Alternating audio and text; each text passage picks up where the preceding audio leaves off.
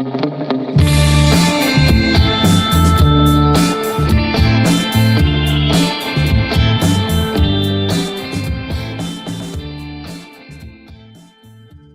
everything is a little bit hectic here right now. Wild. Thomas, happy Thursday to you. How are you doing, my friend? Good. Happy Friday Eve. We made it. It is. You look thrilled with yours. What do you have? I was trying so hard to get a pizza background ready, and I can't connect my switcher for some reason. I'm missing the cord. I got lucky. Oh man, how are you doing? I'm good. I'm excited. Just got the pizza out of the oven, and my daughter came out of her bedroom and was like, "What are you making?" And I said, well, come here. So I cracked the oven open real quick. What is that? I said, pickle pizza. She went, and I went, it's for the podcast. And she went, but she asked to try a slice. And I said, well, I gotta show the people what it looks like. I can't. But then I'm looking at her. I'm like, all right, here, take a slice real quick. Yeah. Mine got sampled as well. Okay. By me. It was just full transparency. So you have a pizza. It's hot. It's ready. It's hot. Let me see. I don't know how I can do this. Let me see. Full screen. If I can I'll just disappear for a minute. If I can. Oh my goodness. Oh, it's gonna slide off the plate. Oh, it's everywhere. Bear with me. Oh boy. Wrong plate, probably, I guess. Oh, it's hitting the microphone. You know what? Let's do there, you can kind of see it, then you can get a slice. Oh, the green screen doesn't like the pickles. I don't see any pickles at all. Doesn't like the pickles. They look like they're moldy. They do. Oh, that's terrible because it looks pretty good in person. There's a picture in Mod Chat. Yeah, let me see if we can pull that up. That's funny. It looked delicious. Let's see if I can share this. That's funny. It hates. I'm going to win by because of the default. No, just kidding. Let's see, just 1 second. Look at the flop here. There's no flop on it. Oh, it's just okay. I have to admit, mine is also just coming out of the oven. Let me just. Oh, there it is. Just reach the oven door. Ooh, it's a little bit hot. There we go. Well, it's not quite so hot as it was about a half an hour ago. But it was good. Here's. Why is it so dark in here? Once I choose, I turn off the lights on my camera. Well, let's crank this up. Here we go. We thought this would be a lot easier. There we go. We need some light in here. There we go. We suck at selling pizza. If you can't tell, I'm just gonna load a picture. Okay, I'm just gonna show you what I've got right here. This is actually my pizza right there. That's it. I carefully took the picture so as to not show the pieces that I have already eaten from the pizza.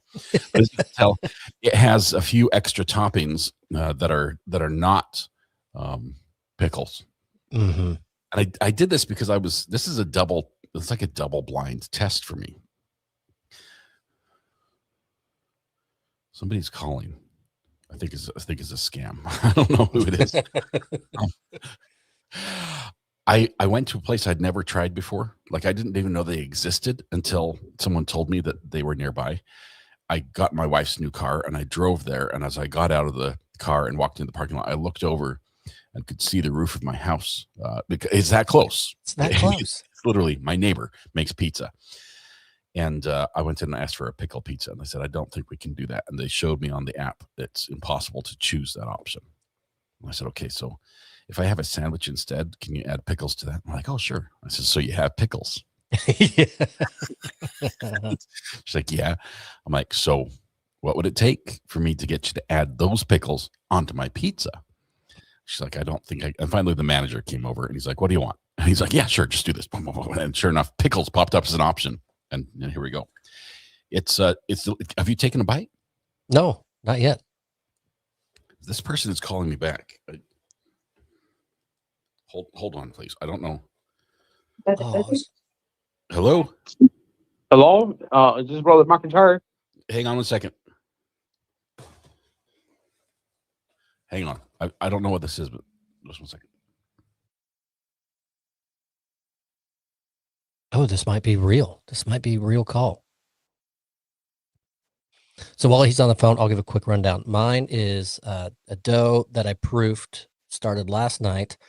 So then I worked a dough this evening before the show, and it's got some shredded mozzarella, some fresh mozzarella torn on top, a little ricotta cheese, and then the sauce is like a garlic base. And then I went with just regular dill pickles. I wanted to do spicy maple or something flavored, but I thought that would take away from kind of the challenge and what we show. I do not like regular dill pickles at all. So this is going to be very, very interesting for me. And what I've seen, I watch a lot of pizzerias on YouTube Shorts, Facebook Shorts, things like that.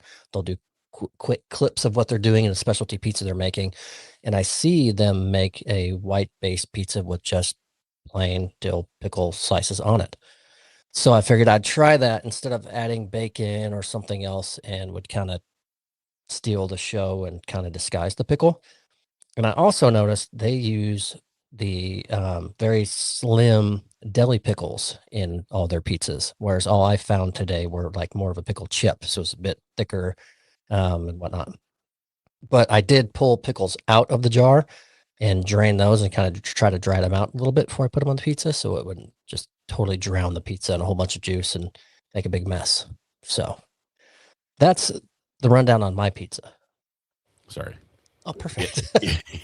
I was listening with one ear, and in the other ear, I had a guy frantically screaming. He was like, I'm trying to give a presentation, and the wireless network's not working. So I was doing some tech support for a place about an hour and a half away from here, and I fixed it. So that's the good news. Cool. Your pizza looks fantastic. I wish I could show. I was looking for a way to show this, actually, if we can do this. And I did, because I don't feel like an Italian seasoning would barely be fit for this. I went ahead and did just a little dash of fresh dill on top when I was done. Very small amount.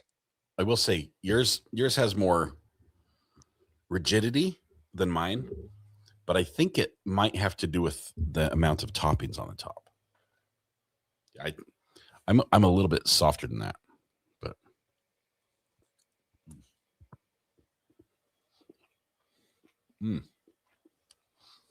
wow. That's as good as the other two pieces I already ate. I'm not kidding. That is delicious. So go ahead. I don't know if you heard me, Scott. I was saying I don't really like dill pickles. Spicy maple bourbon, love them. But just a dill pickle, maybe a pickle spear with a deli sandwich. I might eat half of it, but it's gonna kind of be a specialty flavor. This is good. I really like this. This is really, really good. I just wish I didn't have the green screen so you could see all the mold are pickles everywhere. Yeah, and they're green. They're delicious. I mean, they look good. And let me see if I can show you on this. It's really good. I'm surprised. I thought it'd be indifferent. Wow. And my daughter liked it because she stole the piece. There it is. That's when I pulled it out of the oven and put it on the cooling rack. That is just amazing. I think it's actually even a video. So you can see. There it is. In all its greatness. You can see the sizzle in there in the middle. Do you see that? Mm-hmm. Oh, good pie. That is good. I have to admit, I do like the pickles on this pizza. When I first got it, it smelled like burnt jalapenos, which I don't like. When you overcook a jalapeno, it sort of gets that sort of like a acidic sort of smell, which I'm not a fan of. And I thought, oh no, these pickles just shriveled up and died, and then they got burnt to a crisp on the pizza. And what the lady handed it to me, she's like, "Here's your pizza. Tell me if it's good." So she wasn't very optimistic. It is good. It is good. They're not too juicy, so it doesn't like it's not like eating a pineapple on a pizza, right? And I do like pineapple as well, but it's not like that. It's not that juicy. The flavor goes well, even with the supreme, with all the spicy pepperoni. I've got bacon on here. I've got Italian sausage, some green peppers that give a little bit of crunch there as well. I've got the black olives on there. I said no to the mushrooms and the onions just because I thought that would be too much. I should have done mushrooms, but the onions would have been too much flavor to sort of mask the pickles. I recommend it. I mean, I'd say if you're not like a pickle fan, add it to another pizza you like, and it's good. I agree. My wife won't eat it, but when my daughter begged for a piece real quick before the show and tell, and then she ate it, went, oh my gosh, this is good. So I'll make it again for her and I. We will share one of these. So you explained it once before. Tell me, I saw you had some truffle olive oil. You used the pizza dough that you sent to me. You showed me the link for. I still haven't done that yet, but it looks delicious. Oh, gotcha. Some great pizza dough. So I proofed the dough last night. Mm-hmm. So it sat for roughly 24 hours. Once I worked the dough, then I have kind of a garlic aioli sauce is what I did. I didn't want to do Alfredo because that's another pizza that I typically make for Mrs. Weatherwatch, and I'll kind of put in the mix. So I wanted that to be different. And then a little bit of shredded mozzarella, some sliced fresh mozzarella, a few dashes of fresh ricotta, and then they're pickle chips instead of kind of deli style pickles, which I was worried about. And then I just did a little bit of sprinkle of olive oil as well, and then that dill once it was done. I did not go with the white truffle. It would have taken the show away from the pickles. You I have to admit, you have a gourmet pizza there. That is like, this is high end, this is fancy dining, and you can hold in your hand. I have more of just fill you up type and tasty. You know, I'll give it that. But this is not a pizza I would Instagram or make my profile picture. Yours I would be proud of. I'd put that on the trophy shelf, frame that one, and not the pizza itself, but a picture of it. But, I like it. SF Texas, Mount Olive, and the reason I picked them is because they were part of the podcast 2 weeks ago out of North Carolina, so I felt like I owed it back to them since someone in our town won an event there. Yeah, it's a local pizza company. Biggest pickle festival ever, and Texas came up and stole the prize. I'm shocked. It's good. I would eat it again. I will cook it again. I would say I wish I had timed mine like yours, because it sure was a lot better hot than cold. And I tried to set it on top of my switcher to retain some heat in there, but it just the fan was working against me. And but I would say recommend. I'd give it a try. I would. Maybe if you can go to one of the pizza places that will say, I'll do a 50-50, put the pickles on half of it. Yeah. And the other half something you like. That way you're not like saying, well, I wasted a pizza, if it turns out to be something you're just not a fan of. Right. But I think you would like it. It's not pickly. It's not overly pickly. It's not just punch you in the face with dill. I even added dill because I have some. I added it on top when I was done, and it almost brought it to life just a little bit. I'm glad I did, because it really, when you cook the pickles into it, it's a good flavor, but it really diminishes the pickleness, which is good for a pizza. That's why I can't stop eating it. So mine was made by a restaurant that also sells Chinese food, Japanese food. They serve breakfast, American breakfast, like scrambled eggs, sausage, hash browns all day long, hamburgers, subs, and pizza. And pretty much they said, if any other restaurant makes it, we also do. So I have no idea what they have in the back of that restaurant, but I thought they would surely have pickles, and they did. That's such a gamble. It was only it was about 22 minutes wait from order to hot out the door, which is not bad. You were around your dinner time too, right? Imagine you weren't the only one there. No, but everyone else called in their order like they knew it, and it was hopping, which is a good sign. Plus, in North Carolina, we our health department goes out and grades restaurants, and by law they have to show the grade they got. Yeah. And so we have and this was an A with 98.8 or something. I'm like, hey, that's almost perfect, right? That's like there was one spoon that wasn't clean or something. I don't know what the score is, but they found one thing and docked a point or something. Other than that, it's a hole in the wall, little family run. It's called Little J's or something. Maybe one day a sponsor, but not right now. Maybe not now. They're close enough I could walk there on lunch every time. That's perfect. I'm pumped. I'm glad we tried this. This is cool. Yeah. I would like to give everyone a piece of this so that you can try it yourselves. But the closest thing I can do to that is give out some free memberships. That's that's the best I can do, unfortunately, because it is the first podcast of May. We had last week off, so we're going to give out just a few memberships. Let's give out the first 5 right now, and follow it up immediately with another 5. There we go. Congratulations to the wieners. The wieners. Consider yourself almost given a pizza. That's nothing half-asked. That is a hilarious name. Nothing half-asked. Mm-hmm. One of the best. You win the internet today for the name. Congratulations there, and thank you all for being here. Missed you both times. I'm sorry, SF in Texas. All right. I'm clicking on stuff on my screen. I can't start. I'm trying to retain a little heat here, and I started. I was eating before. I ate 2 pieces before the show started.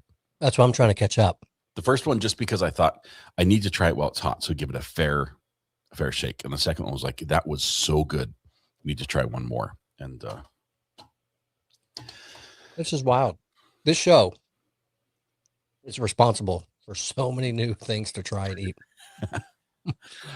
This is something that I would. Sorry. It's so good. I would recommend that a small pizza joint should try selling this. I agree. It's a unique specialty pizza that is. Thank you, Greeners. That is just delicious. It's good. It's different. It's tasty. I can't wait to try your recipe once you publish it in your Thomas Cook's, anthology cookbook, whatever it is. I'm giving it to Red, and she's going to put it in the RA 2026 cookbook. That's going to be awesome. Where I saw mine is Buck's Coal-Fired Pizza on Facebook.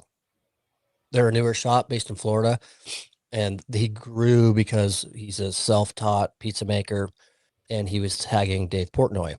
And the one bite guy. Yeah. So he did it for 47 days straight, and Portnoy showed up and then rated his pizza and all that. But because I watched him for so long, waiting to see if Dave was going to show up, now it's on my feed all the time, right? So the white pickle pizza showed up, and it's on there all the time. So yeah, this is the one, Red. So Dave always takes a bite from the very end, like the point of the pizza, right? He does this one here. Yeah. And then this one here. He'll do 2 bites? Right, there's like 5. Oh, I thought it was like 1 bite done. That's his shtick. 1 bite, everyone knows the rules, while he takes 5 bites. Okay. This pizza was designed for somebody who was, that first bite is right on the point. All the fixings were in the middle. I had to sort of take a picture from the angle to make it look like they were sort of spread out more than they were. They sort of piled it up in the middle. And then the crust, it's not like big. It was a nice flat crust, but it was sort of sparse around the edges. And there was one piece, I must admit, that didn't even have pickles on it. So did you eat that one, or did you forego that one? I did, to see the difference. I'm not counting that as the 2 that I ate. So technically I've had 3 plus 1. Because that was not the pickle pizza, right? That had no pickles on it. That was just a supreme. That was an appetizer. Yeah. So it was good, but the pickles do add something for sure. So I would like to note I have 2 slices, 1.5 slices left of my pizza right now. It's so good. I have half and one with a bite out of it. So it's delicious. Do you think are all the kids knocking on the door wanting to try it? No, I'm going to tell them it's disgusting. This is mine. Perfect. I'm most surprised that this little shop just right next to my house. I mean, I could throw a rock. We could play catch back and forth. And you've never eaten there? I didn't know it was there. I drive by it every single time I leave my house. That means you're so focused on the road. That's awesome. It's the problem is GPS. I get in my car. I'm like, where am I headed? Plug it in the GPS, and I just drive. It's like, don't even look at what happens right next to me. I had no idea that the Little J's, pizza joint extraordinaire, was just right there. Tip of the cap to you, sir. That's the best segue of the year. Speaking of Google Maps, Yeah. Oh, yeah. Really? What you got? that was incredible. Google Maps glitch sends drivers the wrong way on one-way road, but not just a one-time glitch. In Toronto, Google Maps error caused flood of vehicles to drive down a one-way road in the wrong direction for several days, and it's a very busy place, so it was sending floods of vehicles down nonstop. Ooh. Winona Drive residents said they discovered last week that the sudden influx of wrong-way drivers on the southbound street was a result of Google Maps error that listed the road as northbound only. So they reversed the one way to the other way. The error was set in place on April 29th. They came up here with such gusto, said the resident. The crossing guard seems ready to keel over because they're zipping by. It took residents to go to local officials with their concerns, police to Google itself, but a solution took several days. Residents were posting homemade signs of like wrong way, don't come here. They were picketing the drivers. Yes. We don't want you here this direction. Yes. The worst part about it is the drivers are convinced they're right. It's like, no, this is the road. I can see it. GPS wouldn't lie. 100%. I wonder what caused it. Maybe the Google Maps car was the initial one, and it went the wrong way down the road. Wrong way to start. It's like an ant. When an ant, finds a trail to food, it's like all the other ants will follow the same trail. Absolutely. Google Maps driver needs to be fired. Let's see. I'll be following up the Google. Oh, this is from. Let's see. Oh, Google made no comment. Dang it. Of course, of course, they're going to admit fault in that one. It's like, wonder why people did that. Bad drivers. Yeah. These sorts of Google glitches cause real and immediate safety impacts on our streets. Google Maps needs to be far more responsive to resident complaints and far more transparent about the process in place. Couldn't agree anymore. That's spot on. But that's have you ever driven down a wrong way before? I have driven down a wrong way. I've gone left on red, like the where you need a green arrow. I've done that one. I've run a red light once on live streaming. Saw that. I've done a couple. And speeding is probably the one that I've done the most. But I really lost my taste for speed, like really going fast. I don't have that anymore. Even when I'm on a motorcycle, it's just I enjoy the journey now more than before. But I enjoy it at like 5 over.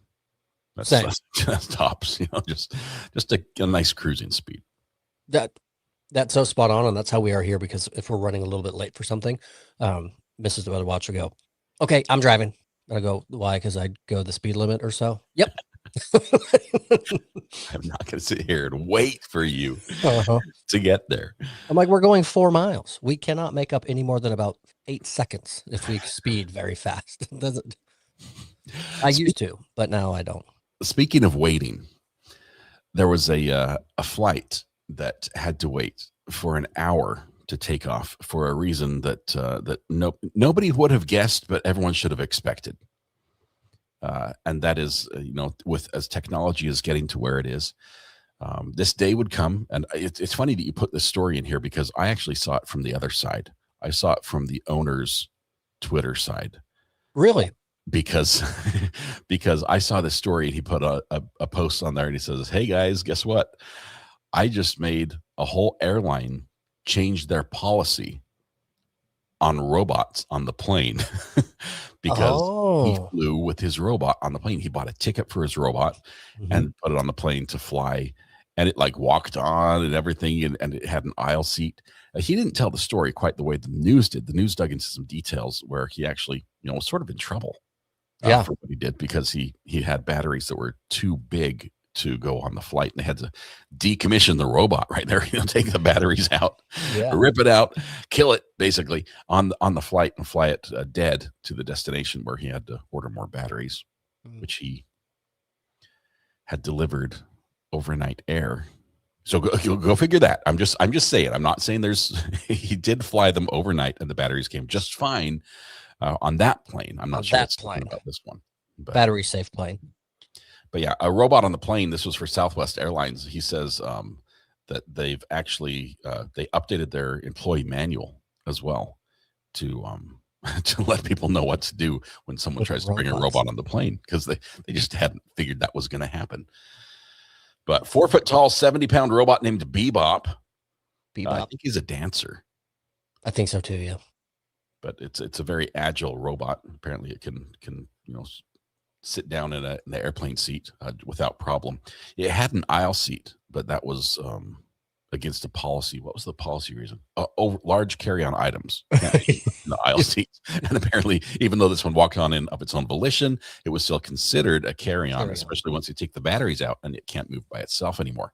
Right. So it had to move from the aisle seat to the window seat, which it would have appreciated had it been awake to see it.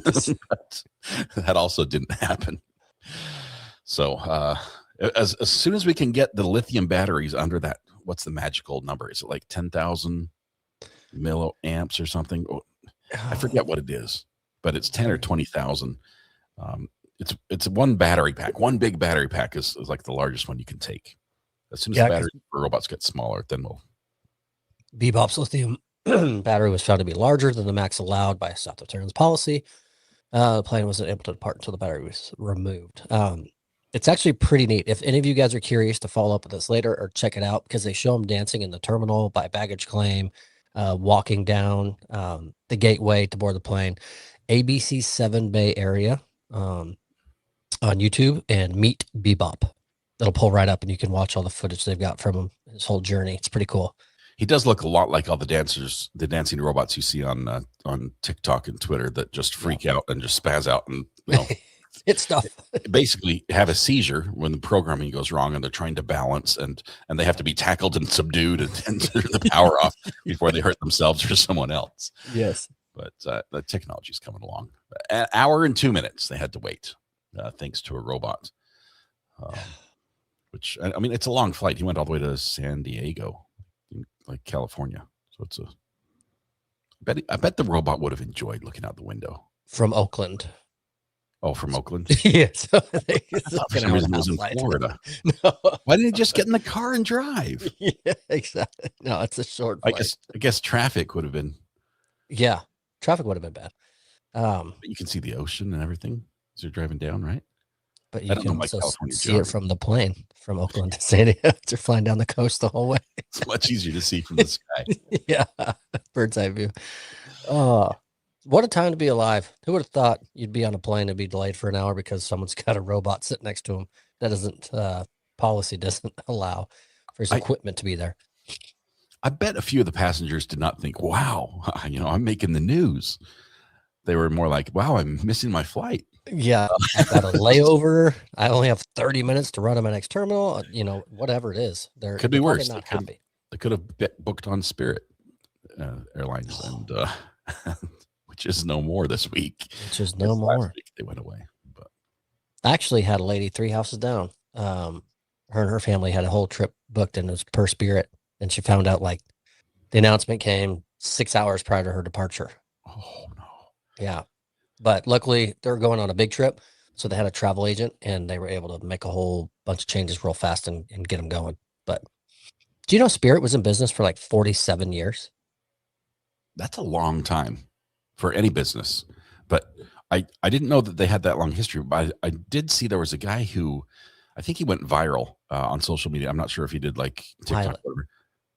The guy who flew like for 24 hours, he just like from Spirit Airlines to Spirit Airlines, he was like 24 hours of just flying all around on Spirit Airlines. It was like, this was his company. And it's like the Subway guy that lived off just Subway sandwiches, but it's the airline equivalent of that, just flying around on Spirit Airlines and tweeting. He obviously he was like devastated when he heard that Spirit Airlines went under, and he jumped online and he's like, guys, let's unite. Let's buy Spirit.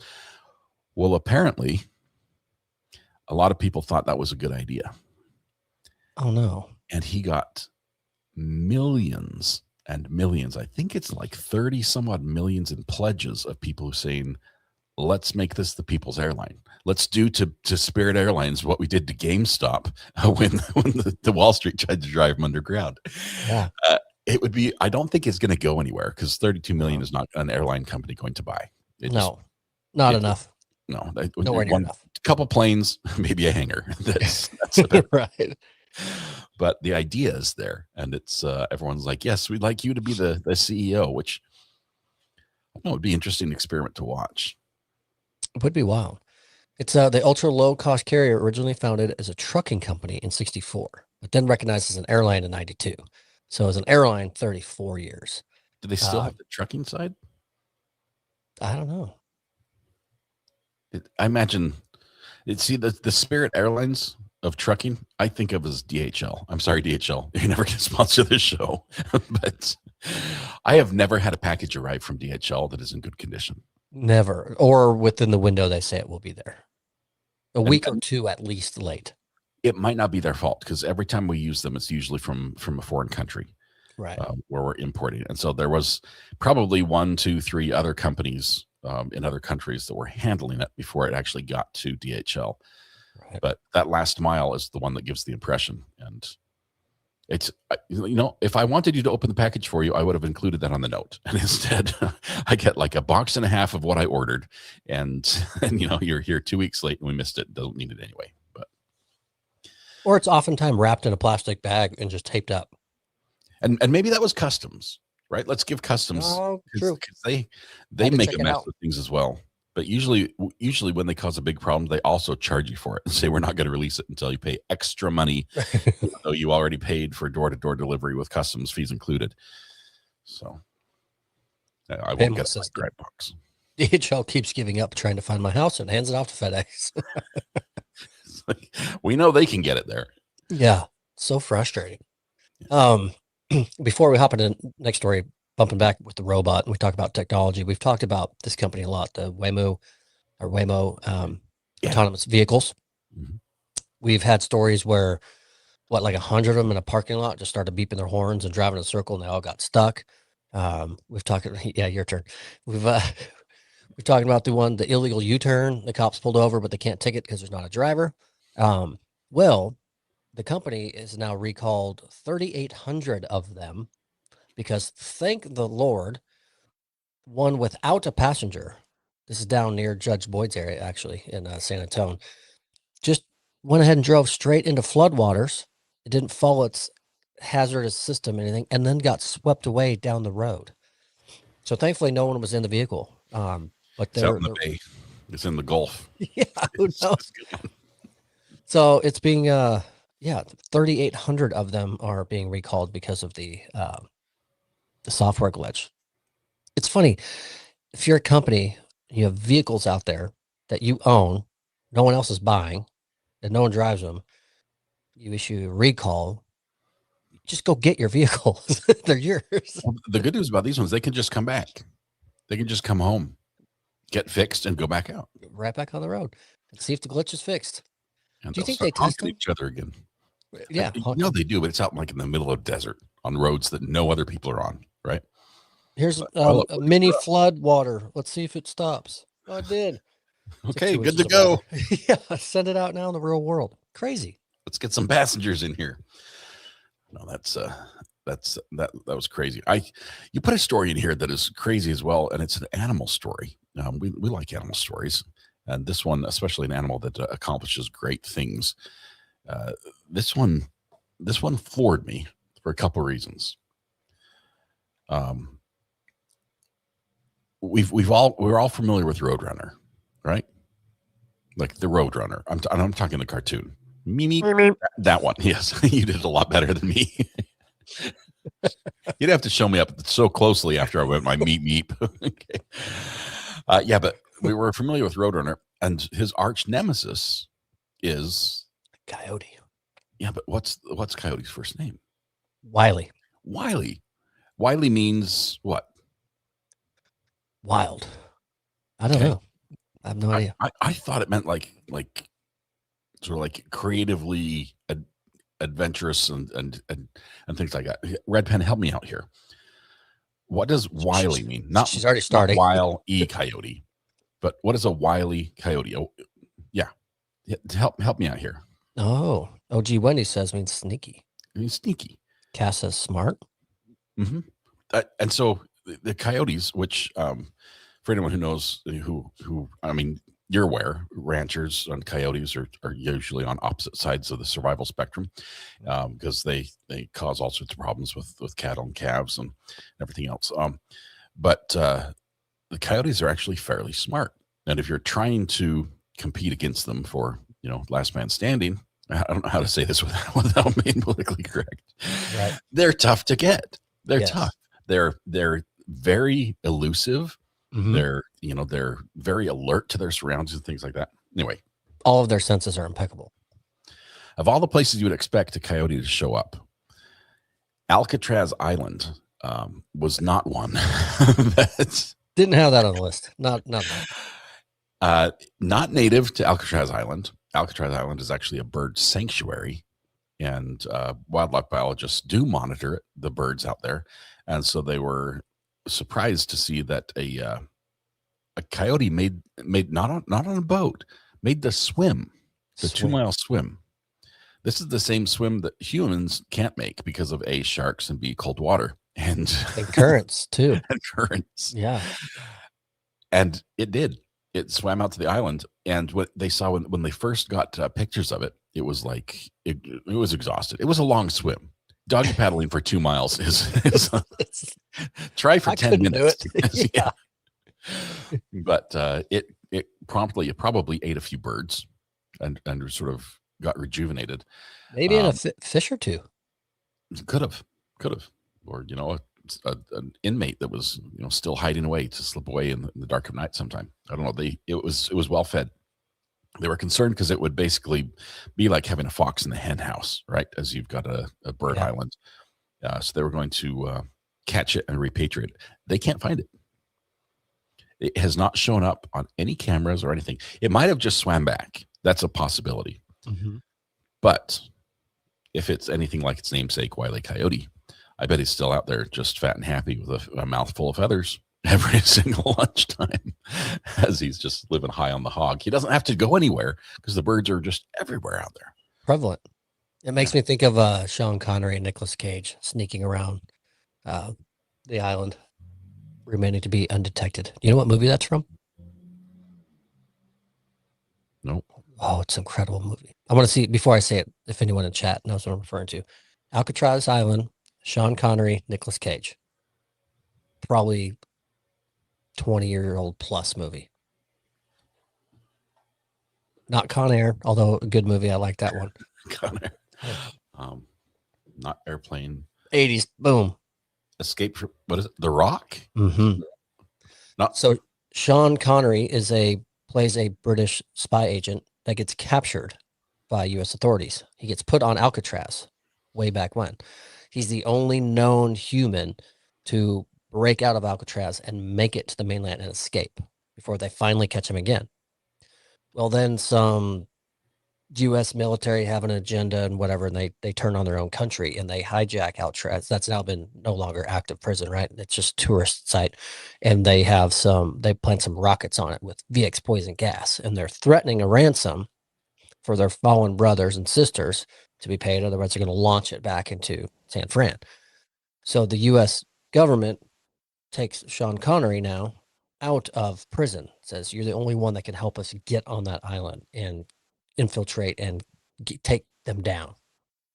And so Nicolas Cage, who's just a desk jockey guy that knows science and knows about the poison that's in these rockets, gets tagged with Sean Connery to go on this like really hardcore crazy mission. It's amazing. It's action packed and it's good.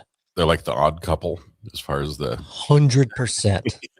Like Nicolas Cage gets punched in the face a couple times by Sean Connery, so they're getting to know each other. I mean, it's pretty good. That's some good stuff. Yeah. Interesting. I have not seen that one. I'll have to look at that. It's a fair warning with kiddos. There is language and there's lots of there's violence and it's graphic. Maybe I'll have to get the Cliff Notes version. Yeah. The 10-minute summary. I'll watch the preview and be like, yeah, that was a good movie. Yeah. Oh, interesting. Here's one next story. This should only alarm you if you if you go there. This one's crazy. I didn't know this was a thing. I've heard of without getting political, there's talk about ocean sea levels, right? About whether they're going up or whether they're going down. And how fast and if it's the temperature on the planet and everything. That's one thing, and that can be debated, and that's great. We're not going to have that discussion here. But actually measuring the ground as it sinks down to, down into below sea level, idea is something else, and we haven't been able to do that very well until Right. recently with these new satellites we have. And Mexico City is the fastest sinking city. Now, if you guys know the Leaning Tower of Pizza, oh, not Pisa, excuse me. It's on your screen. The Leaning Tower of Pisa, it actually is leaning more and more. Eventually, it's going to fall over, right? One day. I think they've tried to stabilize it, but it just slowly, like an extra millimeter every year or 10 years or something. It's slowly sinking. That's why it's leaning. Mexico City is dropping almost a foot a year. You can almost feel it settling under your feet. Yes. It's because they drain the aquifer. Yeah. Which is like a giant pillow you had built on, like a giant water bed that you had built on, and 100%. drain the water bed. You drain the waterbed and you continue to build on top of it while you drain it, right? So it's a little bit different than, say ocean levels rising due to temperatures and melting and all that. This is just, you're building on a waterbed. You're using the water, but you're putting more weight on top of it as you go. It's absolutely insane. It's home to over 22 million people spanning over 3,000 square miles. It was originally erected on an ancient lake bed. Foundation evident in fact that many of its streets were formerly canals. So it's wild. And through satellite imagery of different monuments in different areas there, it's roughly 10 inches to almost a foot on average every single year, which I know you stated, but that's still mind-boggling to me. I mean, think if just your house foundation sank a foot a year. Yeah, that's very likely with my house. So I don't want to think about that. I said below sea level, but the good news about this is Mexico City would have about 7,000 years before they have to really worry about the ocean itself. They're way up coming in because they're higher than Denver. Yeah. So it's the PGA Tour holds an event there every year in Mexico City. It's awesome to watch because the guys are hitting drivers like forever 500 yards. Yeah. You're almost in space at that point. Totally. It's pretty funny to watch. Yeah, their average elevation in Mexico City is about 7,350 feet, which is, just shy of the 10,000 feet people call mountains that they climb to get to the top of. Yes. So thin air down there. Yeah. But still settling. You've got to think that at some point, when do the sinkholes show up, right? When does it just drop down like a whole section all at once, just like a column of land drops? Just falls. It's pretty wild too, because the let's see, what is his name? It's a big problem, said Enrique Cabral. He's a researcher studying geophysicists at the National Autonomous University of Mexico. But just things to worry about. It damages the critical infrastructure, such as the subway, drainage and sewer systems, the water and the potable water system, and then of course housing and streets. But yeah, like you said, a quick collapse in one area of something so critical, and then it's not going to be an easy repair. No, what do you fill it with? Where do you get the dirt to fill a sinkhole that's the size of Mexico City underneath crazy. You? But it started a long time ago. This isn't just a modern thing. It's been sinking for a long, long time. Right. But it's there's a big article on it. 0.8 of an inch a month. That's wild. Like I said, if that's your house, we would feel every it. month you're just going down. Yeah. Every month your driveway, you would see it immediately between your driveway and garage or anything else. I mean, just a monstrosity amount of falling and elevation change. That's wild. In one person's lifetime, less than 100 years, it's dropped 39 feet. That's crazy. And some places have had as much as 127 feet and change in that same period of time. Raquel says you can really see it in the cathedral. That makes sense because I imagine that's probably one of the oldest buildings within the city. I bet it's beautiful too. Yeah, that's wild. I've never been there. The cartels scare me. So I don't think I can ever go to Mexico. Um, I bet the potholes there get pretty nasty. maybe that's what's causing them. The roads are going to be cracking and everything too. If they settle, you can't. The concrete's going to crack. The asphalt's going to crack. Absolutely. I wonder what the number 2 sinking city is. It doesn't get all the press, but there's probably one that's like, well, we can do 9 inches a year. Why don't you talk about us? Greenville, North Carolina. Yes. I know it's not me because I'm only 60 feet above ocean level. So we'd only have just a couple of years before I have beachfront property. While rankings vary by source, Lagos, Nigeria is frequently ranked as the number 2 fastest sinking city in the world, followed up by a town I can't pronounce in Indonesia. Lagos is sinking at a rate roughly 0.3 inches per year. So way behind Mexico City in first place. Way behind. They didn't build it on a waterbed. I wonder if that's from mining or for similar reasons. I wonder if it's people caused. So now it's brought me to Houston, Texas, shrinks at a rate of 2 inches per year. Uh-oh. Due to excessive groundwater pumping. Dhaka, Bangladesh, produces 0.23 emissions, but it doesn't give me a good number. Venice in Italy, 0.08 inches per year. But what's funny, this article and what I'm reading, number 1, it doesn't state Mexico City. It's rates that the town in Indonesia I talked about, 6.7 inches per year. So it's behind Mexico City. Let's see if they've got them on here. Virginia Beach, Virginia. Seriously. It's one of the fastest rates of sea level.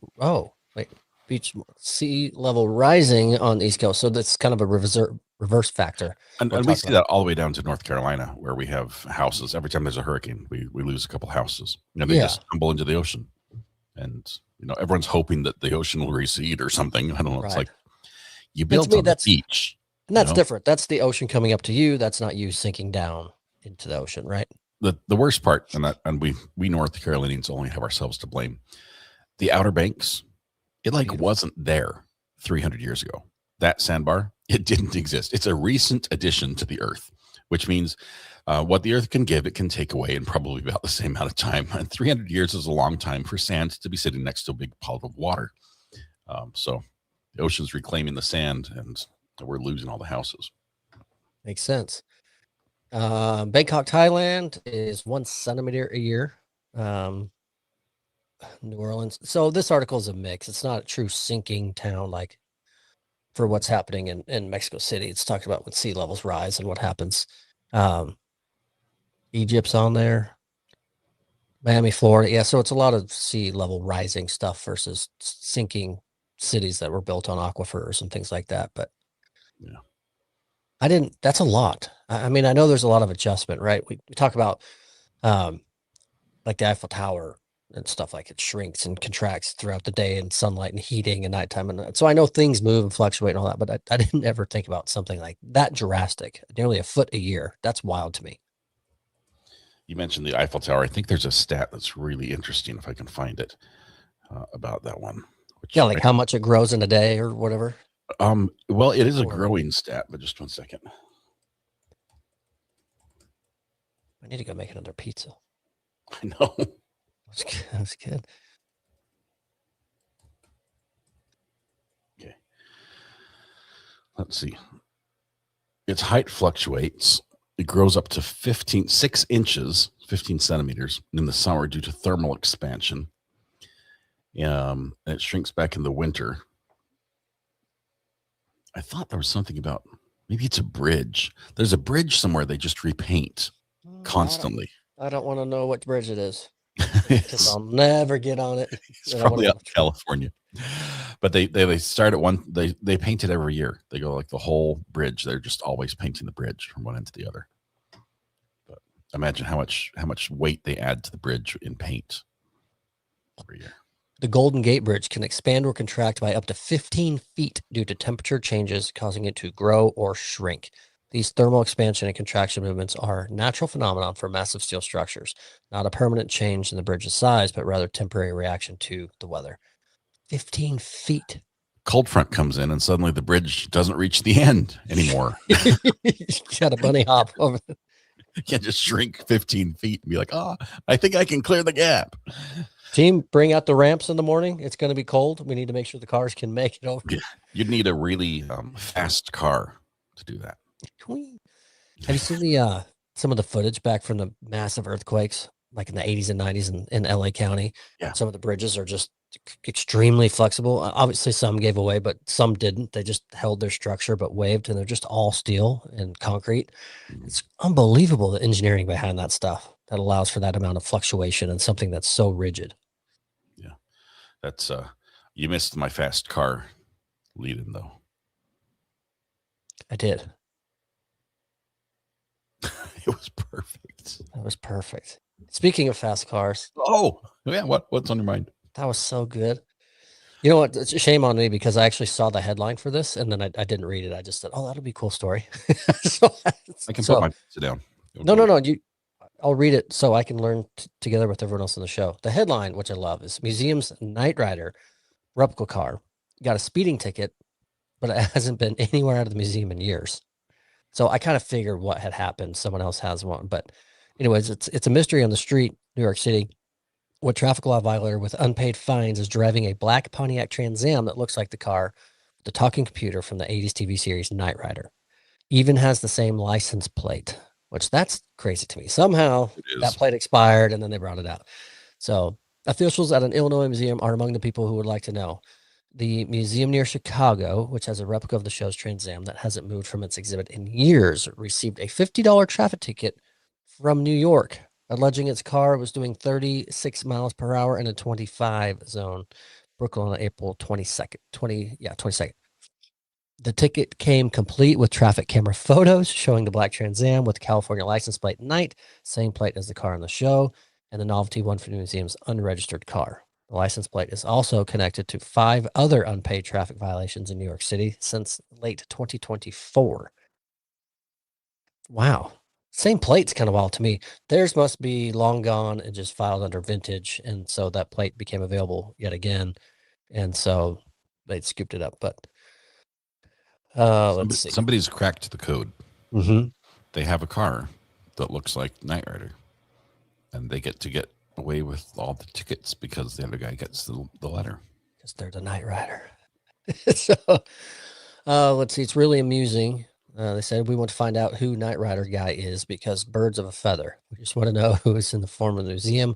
It's just a guy that built this car as a hobby ? And it looks pretty accurate. We'd like to meet these guys. Knight Rider starring David Hasselhoff came as a fighter, aired on NBC from 1982 to 1986 and featured Kit, the black Trans Am with the snarky talking computer. Let's see here. Let's get to some more details. There are also numerous replicas around, including the museum's the Facebook group Knight Rider Kit Car Club for people who own replicas, has nearly 19,000 members. Wow. One of them knows. One of them knows. Is my screen flashing for you? Mine did. Mine did also. I don't know what's happening over there. Smelling the pickles. But New York City is authorized by state law. I am pressing the box on the switcher. I probably should. 750 cameras with speed detectors. They're authorized by law to operate 750 cameras with speed detectors. That means I need 750 texts next time I go there to tell me where they are. 100%. Which way they're facing.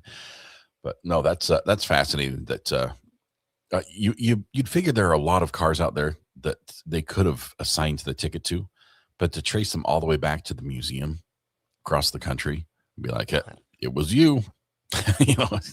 Clearly that's where the car is. You shouldn't be out driving it in New York. This ticket's going to get dismissed. I'm going to call it right now. Yeah. So they're putting their case together to go argue in court, but the museum, the Valo Museum, they're actually having a lot of fun on their socials about it. Joking around, sharing with people. And so one of their latest tweets was like, does anyone have Hasselhoff's number? He owes us $50. It's just a fundraiser.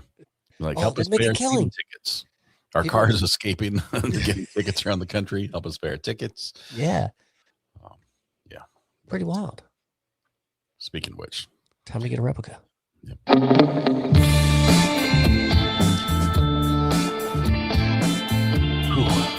I'm so excited to eat the rest of this pizza. And by the rest, I mean the rest of this pizza. It is so good. I'm pleased with this. Of all the things we've tried on the show, this is probably the best. The best. Hands down. I wish I could claim that this is like a recipe I came up with myself and I cooked it in my own kitchen. Thomas, I'm jealous of you for that reason. but at least I know where the shop is, and it's right down the street. 100%. You just have to talk to that same manager, because I swear none of the employees would have given me this pizza. What's cool is this test was coming out to what we thought was going to be like, we'll just try it. Okay. And it surprised us. That's a big win, because that never happens on the show. We're sort of built on a history of failures. So this is an anomaly in that. But Indeed. Thomas, thanks very much for taking the lead on this one and driving this. I didn't even start looking for places that made pickle pizzas until this afternoon. You, on the other hand, had planned out the recipes and probably ordered the dough a month ago. So it's been in the queue. Chat was a big help this afternoon, though. I saw them pitching in with a lot of good ideas. They came in clutch. If you happen to make one of these pizzas or your own variation, you know what to do. Take a picture of it, send it to the burner phone. We'll share it on the show. We'll maybe even include it in Red Pen's book at the end of the year. You could have the picture for pickle pizza. I love it. If it's that good. Otherwise, we're just using Thomas's, because that one looks delicious. Thomas, thank you, my friend. I appreciate it very much. This is the best time of the week. So thanks so much, Scott. Thursday nights are the best. Thank you all for tuning in, watching, and being here with us. We enjoy y'all so much. we'll see you guys.